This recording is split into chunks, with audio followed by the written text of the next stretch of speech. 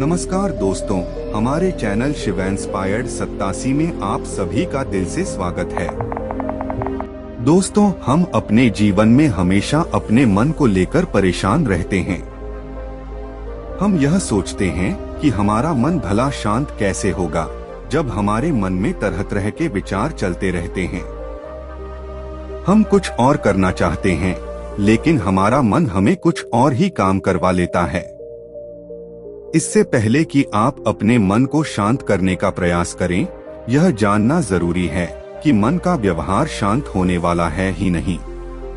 अगर मन शांत हो सकता तो इस दुनिया में सभी के मन शांत हो गए होते और हर कोई अपना जीवन सुखी सुखी बिता रहा होता। फिर न कोई हंगामा होता और न ही किसी तरह की कोई तकलीफ। सभी का जीवन खुशी खुशी बीत रहा होता। फिर न तो आप और न ही मैं पैसे कमाने के पीछे भाग रहे होते।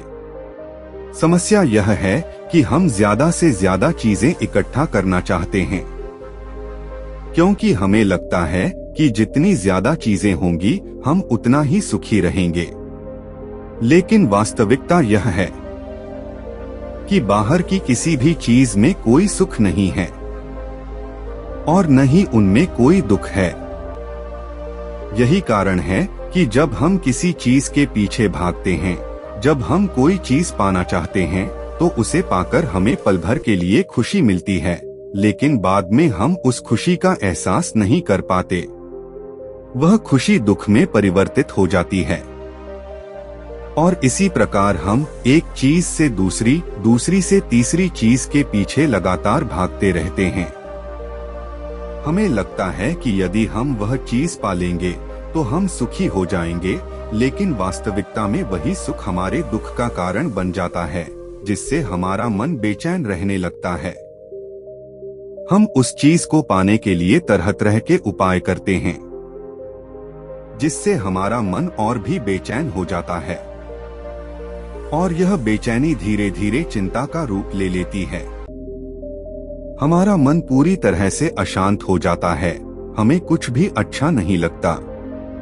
हमें लगता है कि जो कुछ हमने मांगा था उसका उल्टा हो रहा है, सब कुछ हमारे विपरीत जा रहा है। फिर हम अपने मन को शांत करने के लिए ध्यान करना शुरू करते हैं, क्योंकि ध्यान ही वह मार्ग है जो हमें ज्ञान की ओर ले जाता है। यह हमें बताता है कि बाहर की किसी भी चीज में कोई सुख नहीं है और न ही किसी चीज में दुख है। दुख और सुख तो हमारे मन का भ्रम है। यह हमारे मन की एक उपज है, जिसके लालच में हमारा मन हमें यहाँ वहाँ भगाता रहता है। जैसे कि महीनों से भूखे एक भिखारी को अगर एक सूखी रोटी भी मिल जाए तो वह उसके लिए सुख है, वह उसके लिए अमृत है। ठीक उसी के विपरीत यदि किसी धनवान के घर पर 56 प्रकार के भोग भी बन जाएं, तब भी वह उन्हें खाकर दुखी ही रहेगा। यह तो उसकी मानसिकता पर निर्भर करता है।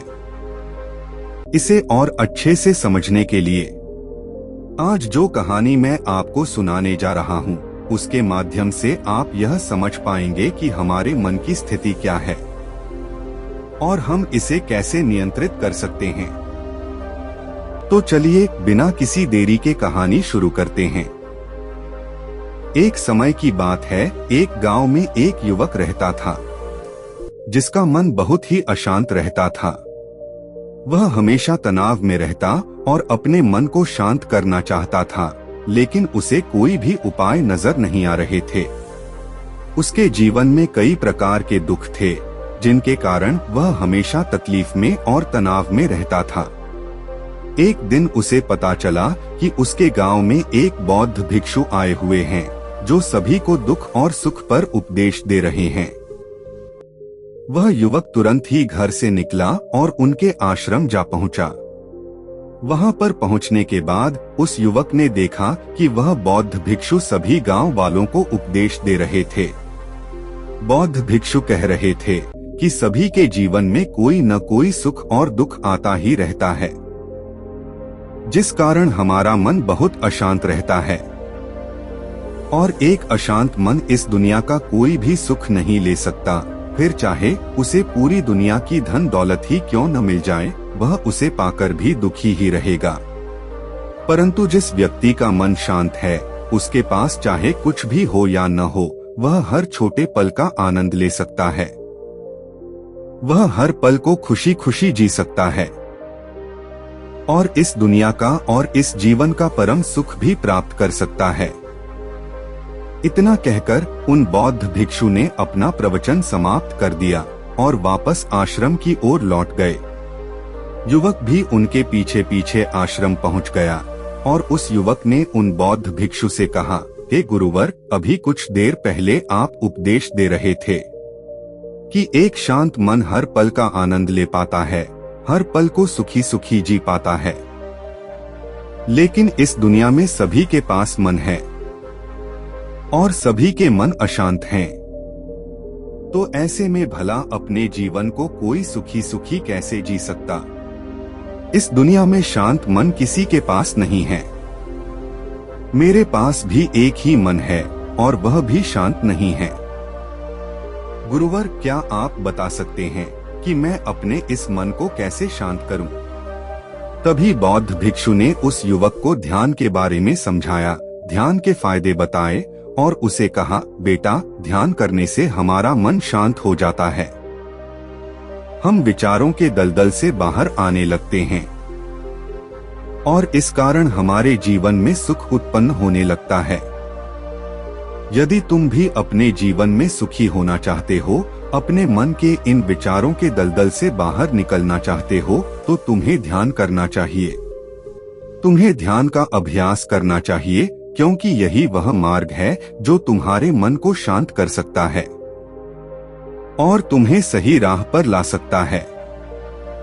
उस युवक ने थोड़ी देर तक सोचा और फिर उन बौद्ध भिक्षु की बात मान ली। उसने उन बौद्ध भिक्षु को प्रणाम किया और वापस घर चला गया। घर पहुंचने के बाद उसने ध्यान करना शुरू किया। वह रात भर ध्यान करता रहा, लेकिन उससे उसे कोई लाभ नहीं हुआ। इस कारण वह अगली सुबह फिर से उन बौद्ध भिक्षु के पास पहुंचा और उनसे कहने लगा, गुरुवर, आपके कहे अनुसार मैंने रात भर ध्यान किया है, लेकिन उससे मुझे कोई लाभ नहीं हुआ। मेरा मन तो अभी भी अशांत है। आप तो कह रहे थे कि ध्यान करने से हमारा मन शांत हो जाता है। तभी वह बौद्ध भिक्षु उस युवक से कहते हैं, बहुत समय पहले की बात है। सेठ अमीरचंद के पास अकूत धन संपदा थी। उसके जीवन में हर तरह की सुख सुविधा थी, परंतु उसके मन को शांति नहीं मिल पा रही थी। इतना सब कुछ होने के बाद भी उसे हर पल किसी न किसी बात की चिंता लगी रहती थी। इस अशांति से परेशान होकर एक दिन वह बाहर घूमने गया। तभी उसकी नजर एक आश्रम पर पड़ी। अचानक से उसके कानों में साधु के प्रवचनों की आवाज सुनाई दी। सेठ अमीरचंद प्रवचन से इतना प्रभावित हुआ, जल्दी जल्दी आश्रम में जाकर बैठ गया। प्रवचन समाप्त होने के बाद सभी अपने घर चले गए, परंतु सेठ अमीरचंद वहीं बैठा रहा। उसे देखकर संत ने कहा कि बोलो, तुम्हारे मन में क्या जिज्ञासा है जो तुम्हें विचलित किए हुए है? सेठ अमीरचंद थोड़ा अवाक हुआ और फिर जवाब दिया कि मेरे जीवन में शांति नहीं है। यह सुनकर संत ने बोला कि घबराओ नहीं, तुम्हारे मन की अशांति जल्द दूर हो जाएगी। संत ने कहा कि तुम आंख बंद करके ध्यान की मुद्रा में बैठ जाओ। सेठ जैसे ही ध्यान की मुद्रा में बैठा, उसके मन में इधर उधर की बातें घूमने लगी और उसका ध्यान भटक गया। वह उठकर आश्रम घूमने लगा। वह एक वृक्ष देख रहा था।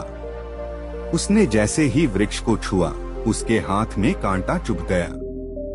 वह जोर जोर से चिल्लाने लगा। यह देखकर संत आश्रम से बाहर आए और उसके हाथ में दवाई का लेप लगाया। संत ने सेठ से बोला कि तुम्हारे हाथ में जरा से कांटा चुभा तो तुम बेहाल हो गए। जरा सोचो, तुम्हारे अंदर क्रोध, लोभ और द्वेष जैसे बड़े बड़े कांटे चुभे हुए हैं, तो तुम्हारा मन कैसे शांत हो सकता है? पहले आप अपने अंदर से मन को ली संत की बात सेठ अमीरचंद को समझ आ गई। वह संतुष्ट होकर वहां से चला गया। कहानी की शिक्षा। हमें अपने ईर्ष्या, घृणा, द्वेष और लोभ आदि सभी बुराइयों से आदमी को हमेशा दूर रहना चाहिए। डिस्क्लेमर: इस लेख में निहित किसी भी जानकारी सामग्री गणना की सटीकता या विश्वसनीयता की गारंटी नहीं है। विभिन्न माध्यमों, ज्योतिषियों, पंचांग, प्रवचनों, मान्यताओं, धर्म ग्रंथों से संग्रहित कर ये जानकारियां आप तक पहुंचाई गई हैं। हमारा उद्देश्य महज सूचना पहुंचाना है। इसके उपयोगकर्ता इसे महज सूचना समझकर ही लें। इसके अतिरिक्त इसके किसी भी उपयोग की जिम्मेदारी स्वयं उपयोगकर्ता की ही रहेगी।